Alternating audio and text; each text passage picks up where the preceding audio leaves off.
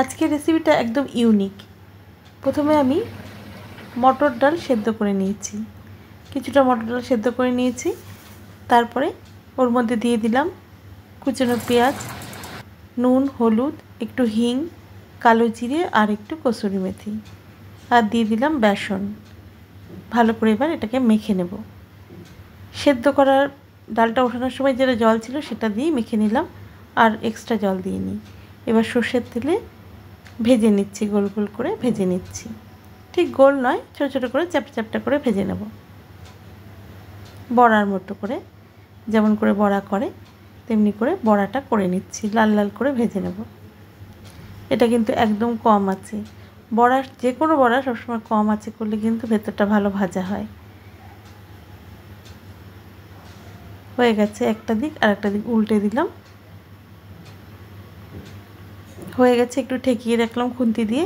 এবার এগুলোকে চামচ দিয়ে তুলে নেব, তাহলে কী হবে, তেলটা ঝরে যাবে। এইভাবে তুলে নিলে কিন্তু তেলটা ঝরে যায়। আজকের রেসিপিটা কিন্তু একদম একটু অন্যরকম, ইউনিক, একদম খুব মজার, খুব সুস্বাদু। দিয়ে দিলাম ওই তেলেই পেঁয়াজ কুচি, তেজপাতা, আর এবারে দিয়ে দিলাম পটল, আলু আর মিষ্টি কুমড়ো কেটে ধুয়ে রেখেছিলাম, সেটা দিয়ে দিলাম। এর মধ্যে হলুদ দিলাম আর দেব নুন, পরিমাণ মতো নুন দিয়ে দিলাম। একটু নেড়ে চেড়ে ভালো করে মিশিয়ে নেব।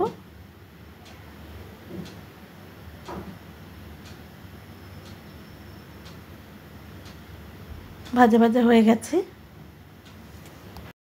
দিয়ে দিচ্ছি অল্প একটু রসুন বাটা, এবার দিয়ে দিলাম আদা বাটা, আর এটা পেঁয়াজ বাটা,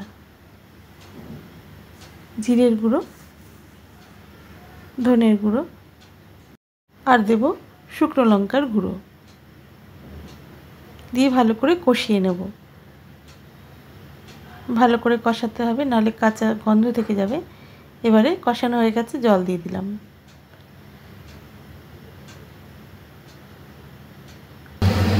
ফুটে উঠেছে, ঝোলটা একটু কমে এসেছে। এবারে বড়াগুলো দিয়ে দিলাম।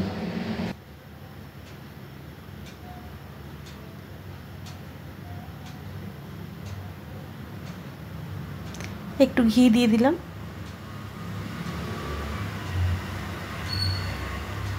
ঝোলটা একটু কমলেই নামিয়ে নেব। ব্যাস রেডি আমার মটরের ডালের বড়ার একটু অন্যরকম ঝোল। এটা খেতে কিন্তু ভাতের সাথে অপূর্ব, রুটি লুচির সাথেও খেতে পারো, তবে এটা কিন্তু ভাতের সাথেই বেশি ভালো লাগে। হয়ে এসছে, এবার এটাকে নামিয়ে নেব। ব্যাস রেডি আমার মটরের ডালের বড়ার ইউনিক ঝোল। রেসিপিটা ভালো লাগলে অবশ্যই একটা লাইক, কমেন্ট, শেয়ার, সাবস্ক্রাইব করো, আর এফবি থেকে দেখলে ফলো করো প্লিজ। এটা বিশেষ অনুরোধ রইল, তাহলে আমি নতুন নতুন ইউনিক রেসিপি দেওয়ার উৎসাহ পাবো। আজকের মতো এইটুকুই। সবাই খুব ভালো থেকো। টাটা, দেখা হবে আগামীকাল নতুন একটা রেসিপির সাথে। Bye bye.